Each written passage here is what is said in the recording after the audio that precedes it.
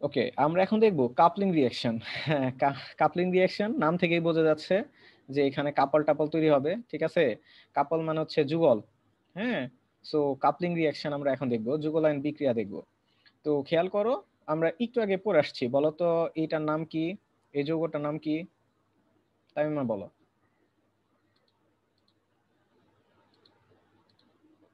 তামিমা বলো, এই যৌগটার নাম কি? একটু আগে পড়ে আসছি। ওখানে তো ও ছিল, এখানে তো সিএল। জি, এটার নাম কি? অর্পা বলতে পারবা? সরি। না, এটা একটু আগে পড়ে আসছি কিন্তু, এটা একটু আগে পড়ে আসছিলাম। কোথায় এটা করছি এই এখানে? যে এটা এটা কি? ও ও এটা। এটা কি? এই জিনিসটাকে এইখানে, এইখানে কিন্তু এই জিনিসটাই আছে, এই যে এটাকে জাস্ট শোয়ানো আছে। নাম কি এটার? অর্পা, এটার নাম কি? Diazonium chloride. Very good. So এটার নাম হচ্ছে benzene diazonium chloride. Benzene diazonium chloride. আমি তো বললাম যে আজকের ক্লাসটা খুবই ইম্পর্টেন্ট এবং আমি হচ্ছে ট্রাই করেছি রিলেট করে পড়ানোর। সো এটা হচ্ছে benzene diazonium chloride. So benzene diazonium ক্লোরাইডের সাথে আর এটার নাম কি বলতো? এটার নাম কি?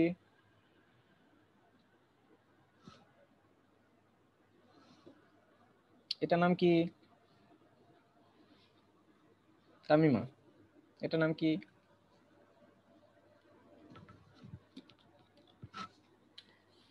বলো, এটার নাম কি তামিমা?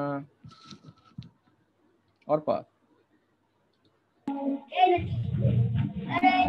অর্পা এটার নাম কি? অর্পা বলতে পারতেছি না। বলতে পারতেছো না কেন? দেখো তো, এটা কি দেখতে, কি ফেনলের মতো লাগে? লাগে তো। হ্যাঁ। তাহলে এটা তো ফেনল। জাস্ট কি করেছি খেয়াল করো, এই যে এটাকে আমি শোয়াই রাখছি। সো এটা হচ্ছে ফেনল, আর এই যে দেখো প্রতিটা কণে কি হাইড্রোজেন আছে না, এই হাইড্রোজেনটাকে এদিক দিয়ে বের করে রাখছি, এই। সো এটা হচ্ছে ফেনল। সো কাপলিং রিঅ্যাকশনটা হয় ফেনল এবং বেনজিন ডায়াজোনিয়াম ক্লোরাইড এদের মাঝখানে। সো বেনজিন ডায়াজোনিয়াম ক্লোরাইডের সাথে ফেনল যদি বিক্রিয়া করানো হয়, তখন এখানে একটা কাপলিং রিঅ্যাকশন হয়, তার মানে কাপল হয়। খুবই সিম্পল জিনিস। কি হবে? কাপল হবে। কাপল মানে কি আমরা এটা জানি, যে বেনজিন ডায়াজোনিয়াম ক্লোরাইডের সাথে যখন হচ্ছে তোমার ফেনল বিক্রিয়া করবে, তখন হচ্ছে এখানে একটা কাপল তৈরি হবে। ওকে, সো এটা হচ্ছে কাপলিং রিঅ্যাকশন। সো এখানে খেয়াল করো কিভাবে কাপলিং রিঅ্যাকশনটা হয়। তো এইখান থেকে হচ্ছে বেনজিন ডায়াজোনিয়াম ক্লোরাইড থেকে সিএল আর ফেনল থেকে এইচ মিলে HCl চলে যায়। কি চলে যায়? HCl চলে যায়। আর এই ফেনলের সাথে বেনজিন ডায়াজোনিয়াম ক্লোরাইড অ্যাটাচ হয়ে যায়, কাপল হয়ে যায়। খুবই সিম্পল। দেখো এখানে হচ্ছে আমরা বেনজিন লিখলাম N2, এটা আলাদা হয়ে যাবে। হ্যাঁ, এইভাবে লিখবো NN। আর এইখানে হচ্ছে এই হাতের সাথে জাস্ট যুক্ত করে দিব, এই এই বুঝতে পেরেছো? জাস্ট এইখান থেকে হাইড্রোজেন আর এইখান থেকে সিএল চলে যাবে, আর এই দুইটা একসাথে হয়ে যাবে। ওকে, বুঝতে পেরেছো? খুবই সিম্পল জিনিস। জি ভাইয়া।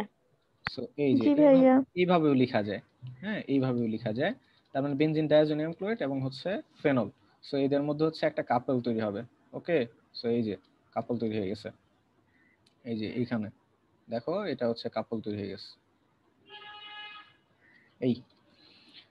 এইখানে কন্ডিশনটা মাথায় রাখতে হবে, কন্ডিশনটা খুবই ইম্পর্টেন্ট। সেটা হচ্ছে হিম শীতল ক্ষারে দ্রবীভূত করে নেওয়া হয় ফেনলটাকে, বা হচ্ছে বেনজিন ডায়াজোনিয়াম ক্লোরাইডটাকে। ঠিক আছে, এটা মনে রাখতে হবে, হিম শীতল ক্ষারে ফেনল। হ্যাঁ, হিম শীতল ক্ষারে এই ফেনলটাকে দ্রবীভূত করে নেওয়া হয়, এটাই হচ্ছে কন্ডিশন। হিম শীতল ক্ষার তার মানে টেম্পারেচার খুবই কম থাকে, 0 থেকে 5 ডিগ্রি সেলসিয়াস এরকম টেম্পারেচার থাকে। সো হিম শীতল ক্ষারে দ্রবীভূত ফেনলের সাথে বেনজিন ডায়াজোনিয়াম ক্লোরাইড রিঅ্যাকশন করে এইখানে আমার যে প্রোডাক্টটা তৈরি করে, এর নাম হচ্ছে পি হাইড্রোক্সি অ্যাজোবেনজিন। পি হাইড্রোক্সি অ্যাজোবেনজিন মনে রাখবা, নাইট্রোজেন যুক্ত যে যৌগগুলো আছে এদেরকে বলা হয় অ্যাজো যৌগ। ঠিক আছে, নাইট্রোজেন যুক্ত যে যৌগগুলো আছে এদেরকে বলা হয় অ্যাজো যৌগ, আর এটাকে পি হাইড্রোক্সি বলা হচ্ছে কারণ যদি খেয়াল করে দেখো, এটা যদি 1 বলি, এটা যদি 2 বলি, এটা যদি 3 বলি, এটাও যদি 4 বলি, তাহলে আমার নাইট্রোজেনটা যুক্ত হচ্ছে কিন্তু 4 নাম্বার কার্বনে। ঠিক আছে, 4 নাম্বার কার্বনে যুক্ত হচ্ছে, এবং 4 নাম্বার কার্বনটাকে আমরা জানি প্যারা পজিশন বলা হয়, প্যারা পজিশন। হ্যাঁ, প্যারা পজিশন। সো এটাকে বলা হয় প্যারা হাইড্রোক্সি। বা তুমি যদি এটাকে এটাকে যদি 1 ধরো, হ্যাঁ, যে এখানে নাইট্রোজেন যুক্ত হয়েছে, এটাকে যদি নাইট্রোজেন যেখানে যুক্ত হয়েছে এটাকে যদি আমি 1 ধরি, তাহলে 1 2 3 4, এই যে 4 নাম্বার কার্বনে OH যুক্ত হয়েছে। সো 4 নাম্বার কার্বনটাকে আমরা কি বলি? প্যারা বলি। আর 4 নাম্বার কার্বন যেহেতু OH যুক্ত হয়েছে, সো এটাকে বলা হয় 4 এর জন্য বলা হয় প্যারা, মানে প্যারা পি। আর OH যুক্ত আছে হাইড্রোক্সি, আর নাইট্রোজেন থাকার জন্য বলা হয় অ্যাজো, আর এটা তো বেনজিন, সো অ্যাজো বেনজিন। এবং এটার একটা হচ্ছে রঞ্জক বা হচ্ছে রং তৈরি করে। হ্যাঁ, মনে রাখবা এই যে আমরা যখন টেক্সটাইলে বিভিন্ন ধরনের তোমার হচ্ছে কালার ব্যবহার করা হয়, ডাই বলা হয়, হ্যাঁ, ডাইস ব্যবহার করা হয় কালার রং করার জন্য, কাপড় রং করার জন্য বিভিন্ন ধরনের ডাইস ব্যবহার করা হয়। তো এই যে ওইখানে এক ধরনের আছে, ডাই আছে, সেটাকে বলা হয় অ্যাজো ডাই। অ্যাজো ডাই ওগুলো হচ্ছে বেসিক্যালি নাইট্রোজেনের যৌগ। হ্যাঁ, ডাইগুলো হচ্ছে নাইট্রোজেনের। সো এটাও এক ধরনের রঞ্জক, এটাকে বলা হয় পি হাইড্রোক্সি অ্যাজোবেনজিন। তো এগুলা কিন্তু আসতে পারে যে আহ, নিচের কোনটি রঞ্জক তৈরি করে। তো বা হচ্ছে নিচের একটা পদার্থ উদ্দীপক এইভাবে আসতে পারে যে আহ, একটা প্রোডাক্ট তৈরি হয়েছে যেটা হচ্ছে রঙিন বা হচ্ছে রঞ্জক তৈরি করে। তো এটা কি কিভাবে তৈরি করা যায় বা কিভাবে বা কার কার মাঝখানে বিক্রিয়া করানোর মাধ্যমে তৈরি করা যায়। সো মনে রাখবা যুগলায়ন বিক্রিয়া।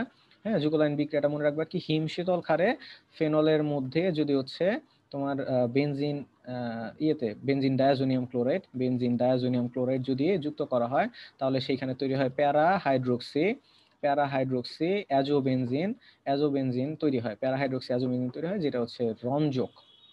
আশা করি পারা যাবে। কাপলিং রিঅ্যাকশন খুবই ইম্পর্টেন্ট, মনে থাকবে।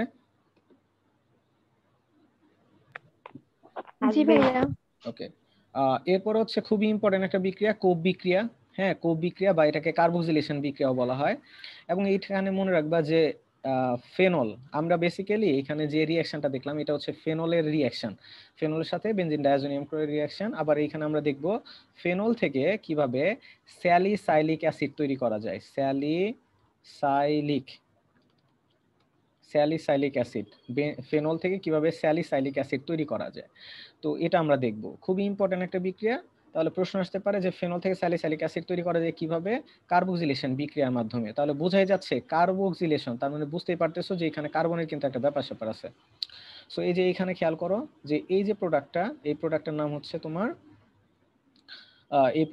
হচ্ছে তোমার স্যালিসাইলিক অ্যাসিড। হ্যাঁ, এই যে OH ফেনল থাকে আর COOH এই মূলকটা থাকে, এটাকে বলা হয় স্যালিসাইলিক অ্যাসিড, বা এটাকে অর্থো হাইড্রোক্সি বেনজোয়িক অ্যাসিডও বলে, অর্থো হাইড্রোক্সি বেনজোয়িক অ্যাসিডও বলে। ঠিক আছে, এটাকে অর্থো হাইড্রোক্সি বেনজোয়িক অ্যাসিড কেন বলে খেয়াল করো। যদি আমি নাম্বারিং করি, কার্বন COH এখান থেকে নাম্বারিং করতে হবে। সো 1 2 3 4 5 6, তাহলে 2 নাম্বার কার্বনের যেহেতু OH গ্রুপ আছে, আর আমরা একটু আগে কিন্তু বলে আসছিলাম যে 2 নাম্বার পজিশনটা হচ্ছে 2 এবং 6 নাম্বার পজিশনটা হচ্ছে কি অর্থো পজিশন। ঠিক আছে, সো এইখানে এটাকে এই জন্য বলা হয় অর্থো হাইড্রোক্সি আর benzoic acid, অর্থো hydroxy benzoic acid, এটাকে স্যালিসাইলিক অ্যাসিডও বলা হয়। তাহলে এবার দেখো ফেনল থেকে কিভাবে স্যালিসাইলিক অ্যাসিড বা হচ্ছে অর্থো হাইড্রোক্সি বেনজোয়িক অ্যাসিড তৈরি করা যায়। তো এটা হচ্ছে আমার ফেনল সংকেত, খুবই সিম্পল বিক্রিয়া, খুবই সিম্পল বিক্রিয়া। ফেনলের মধ্যে হচ্ছে তুমি ক্ষার যুক্ত করবা, তাহলে এখানে যেটা তৈরি করবে এটার নাম কি বলো তো? এটা একটু আগে পরে আসছে কিন্তু, এটার নাম কি Arpa? Sodium phenate. Very good, sodium phenate, এটার নাম হচ্ছে সোডিয়াম ফিনেট। এটা একটু আগে পরে আসছে। হ্যাঁ, তাহলে প্রথমে ফেনলের মধ্যে, এটা হচ্ছে ফেনলের মধ্যে যখন একটা সোডিয়াম হাইড্রোক্সাইড ক্ষার যুক্ত করা হয়, তখন এখানে কি তৈরি হয়? সোডিয়াম ফিনেট তৈরি হয়, সোডিয়াম ফিনেট। মনে রাখবো কেমন? এখান থেকে যদি এই যে টেকনিকটা হচ্ছে, এখান থেকে OH আর এখান থেকে একটা H মিলে মনে করো এক অণু পানি চলে গেল, তাহলে এখানে থাকলো কি NaO, এটা গিয়ে এখানে বসে যায় চুপটি করে, তাহলে ONa, এটা হচ্ছে সোডিয়াম ফিনেট। এর মধ্যে কার্বন ডাইঅক্সাইড যুক্ত করা হয়, তৈরি হয় সোডিয়াম স্যালিসাইলেট। মনে রাখার টেকনিকটা বলে দিচ্ছি, খেয়াল করো এই সোডিয়াম ফিনেটের এখানে কি আছে? হাইড্রোজেন আছে। এই হাইড্রোজেনটা মনে করো এইখানে আসছে, তাহলে কি তৈরি হবে? OH তৈরি হলো, আর এই Na চলে আসে, চলে আসে, CO2 যেটা আছে এইখানে যুক্ত হয়, তাহলে খেয়াল করো COO, তার মানে CO2Na। তো এটা হচ্ছে সোডিয়াম স্যালিসাইলেট। এর পরবর্তীতে হাইড্রোক্লোরিক অ্যাসিড যুক্ত করা হয়। সো হাইড্রোক্লোরিক অ্যাসিড যুক্ত করলে এইখান থেকে এই Cl আর এইখান থেকে সোডিয়াম মিলে সোডিয়াম ক্লোরাইড চলে যায়, আর হাইড্রোজেনটা জাস্ট চুপটি করে এখানে এসে বসে পড়ে। সো এটা হচ্ছে অর্থো হাইড্রোক্সি বেনজোইক অ্যাসিড বা স্যালিসাইলিক অ্যাসিড তৈরি হয়। তাহলে মনে রাখবো কিভাবে, কোপ বিক্রিয়ার সময় প্রথমে কি যুক্ত করা হয়, সোডিয়াম হাইড্রোক্সাইড যুক্ত করা হয়, এরপরে কি যুক্ত করা হয়, CO2 যুক্ত করা হয়, এরপরে কি যুক্ত করা হয়, হাইড্রোক্লোরিক অ্যাসিড যুক্ত করা হয়। সো এগুলো কিন্তু এমসিকিউতে আসতে পারে যে কোপ বিক্রিয়ায় কি কি ব্যবহার করে, নিচে কোনটি ব্যবহার করা হয় বা নিচে কোনটি ব্যবহার করা হয় না, এই তিনটা দিয়ে অন্য আরেকটা দিয়ে দিতে পারে। সো কোব রিঅ্যাকশনটা আরেকবার বলে দিচ্ছি যে ফেনলের সাথে প্রথমে সোডিয়াম হাইড্রোক্সাইড বিক্রিয়া করে সোডিয়াম ফিনেট তৈরি করবে, টেকনিকটা বলে দিলাম। এখান থেকে OH, এখান থেকে H চলে যাবে, NaO এখানে এসে বসে যাবে। এর পরবর্তীতে কার্বন ডাইঅক্সাইড যুক্ত করব। সো কার্বন ডাইঅক্সাইড যুক্ত করলে এই যে খেয়াল করো, এইখান থেকে এইখানে ধরো OH চলে আসলো, ফেনল তৈরি হয়ে গেছে, এই যে ফেনল তৈরি হয়ে গেল। আর এখানে তৈরি হবে NaCOO, যেটাকে আমরা বলি সোডিয়াম স্যালিসাইলেট। দেন এইখানের মধ্যে হাইড্রোক্লোরিক অ্যাসিড যুক্ত করব, হাইড্রোক্লোরিক অ্যাসিড যুক্ত করলে ফাইনালি আমার স্যালিসাইলিক অ্যাসিড তৈরি হয়। বুঝতে পেরেছো? পারছি জি। ভাইয়া।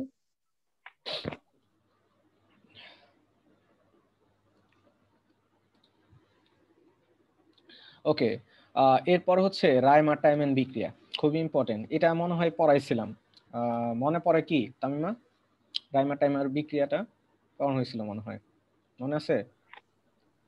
রাইমার এটা তো মনে হয় পড়ার না। আচ্ছা ঠিক আছে, না মনে পড়লেও সমস্যা নাই। রায়মার্টাইমেন বিক্রিয়ার মাধ্যমে মনে রাখবা ফেনল থেকে স্যালিসালডিহাইড তৈরি করা হয়, স্যালিসালডিহাইড তৈরি করা হয়, স্যালিসালডিহাইড। তো স্যালিসালডিহাইড নাম থেকে বোঝা যাচ্ছে এটা একটা এলডিহাইড, তার মানে ফেনল থাকবে, ফেনলের সাথে একটা এলডিহাইড মূলক চলে আসবে, এই যে এটাকে বলা হয় স্যালিসালডিহাইড, স্যালিসালডিহাইড।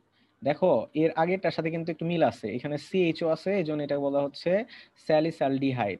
আর এর আগে যে রিঅ্যাকশনটা ছিল বা প্রোডাক্টটা ছিল, OH ফেনল ছিল, আর এখানে ছিল কি COOH।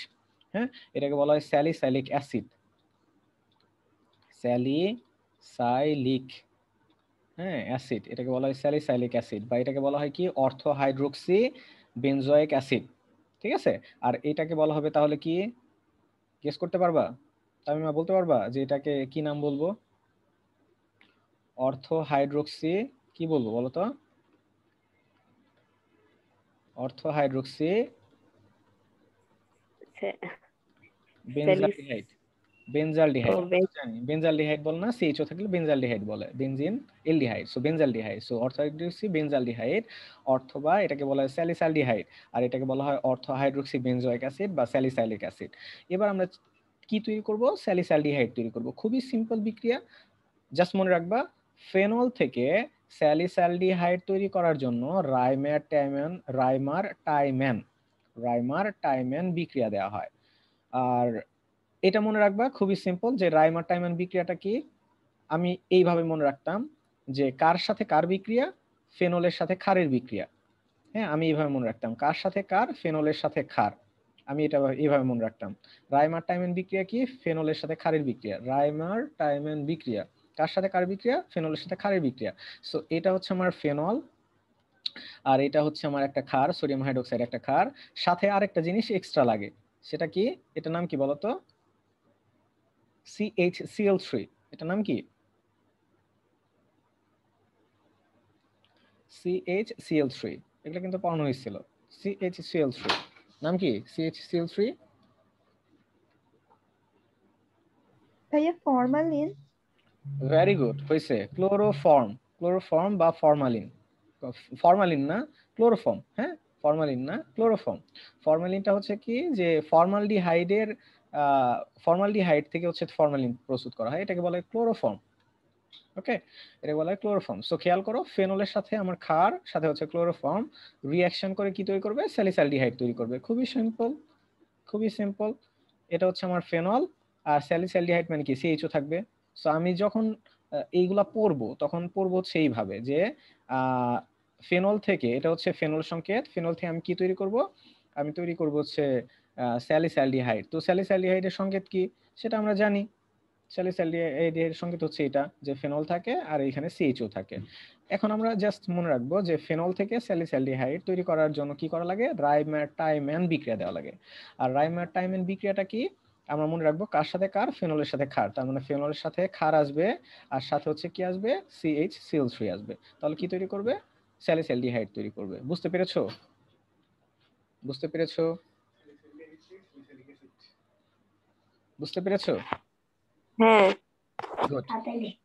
আমাদের ভাইয়া লাস্ট টপিকটা হচ্ছে ফেনল শনাক্তকরণ। এটাও আমরা কিন্তু এর আগে পড়ছিলাম যে ফেনল কিভাবে শনাক্তকরণ করা যায়।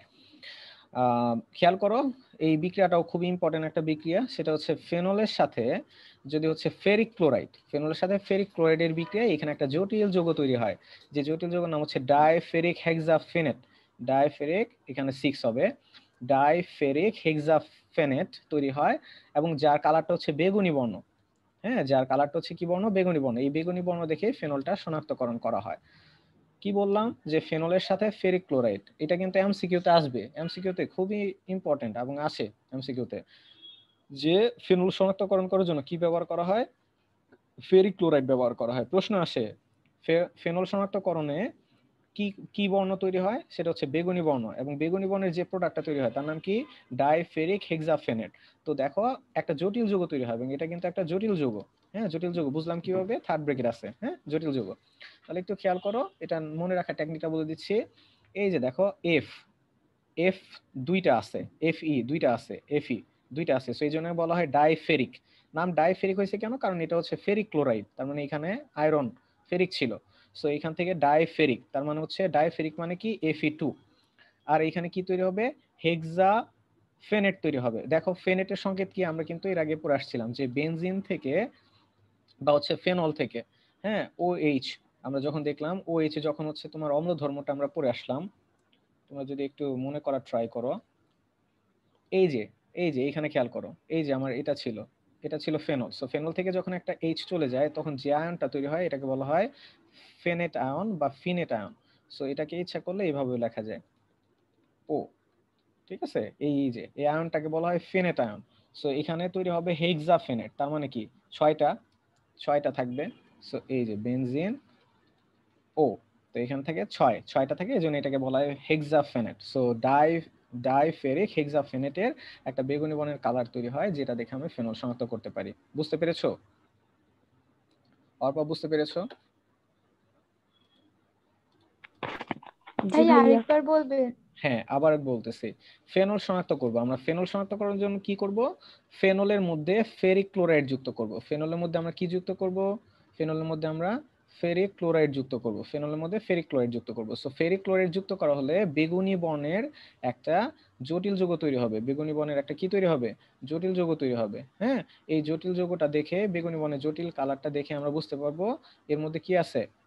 এর মধ্যে ফেনল আছে। ওকে, সো এটা হচ্ছে প্রথমত মনে রাখবা যে কি বললাম, যে ফেনলের সাথে ফেরিক ক্লোরাইড বিক্রিয়া করে বেগুনি বর্ণের একটা জটিল যৌগ তৈরি করবে, বেগুনি বর্ণের, যেটা দেখে ফেনল শনাক্ত করা যাবে। সো এই জটিল যৌগটার নাম কি?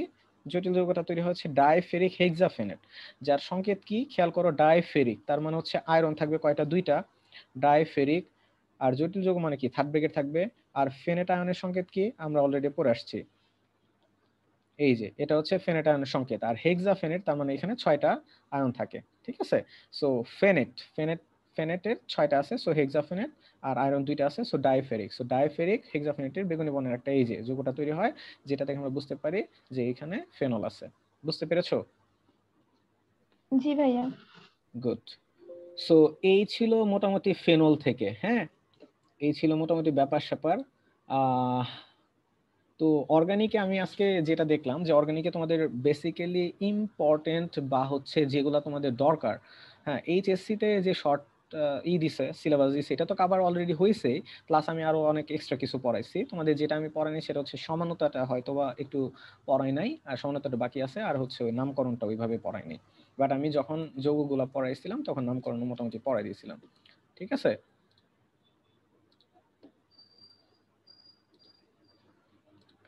ওকে, বুঝতে পারছো? জি ভাইয়া। ওকে, সো আমি এখন যেটা করব সেটা হচ্ছে অ্যাট এ গ্লেন্সে একটু দেখে নাও যে আমরা হচ্ছে কোন কোন টপিকগুলা পড়াইছিলাম। হ্যাঁ, এর সাথে হয়তো কিছু আরো এক্সট্রা যোগ হইতে পারে। দেখো, আমরা হচ্ছে অ্যালকাইল হ্যালাইড পড়ছিলাম, অ্যালকাইল হ্যালাইড। তো অ্যালকাইল হ্যালাইড থেকে কিভাবে SN1 SN2 বিক্রিয়া দেয়, অপসারণ বিক্রিয়া দেয়, এটা কিন্তু আমি গত ক্লাসে খুব রিসেন্ট পড়েছি, তাই না? তা আমি একটু জাস্ট রেসপন্স করবো যে এই জিনিসগুলো পড়ছো কিনা, বা অর্পা একটু হ্যাঁ। রেসপন্স করবা। যদি না পড়ে থাকো আমাকে একটু জানাবা, এগুলো হচ্ছে ভিডিওগুলো কিন্তু ইউটিউবে দেয়া আছে। সো আমরা এটা SN1 SN2 বিক্রিয়া দেখছিলাম, অপসারণ বিক্রিয়া, সাইজ এফ নীতি এগুলো কিন্তু দেখেছিলাম।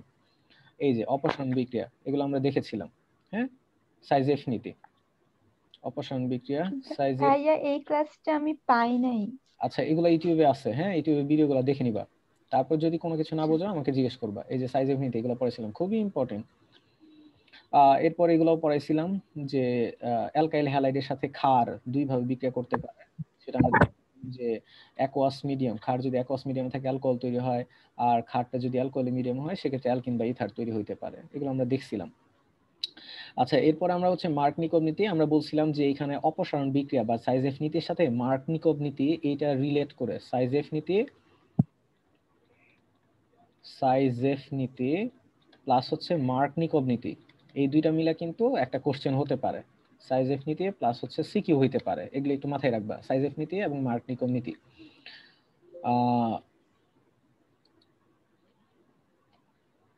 ওকে, আমি হচ্ছে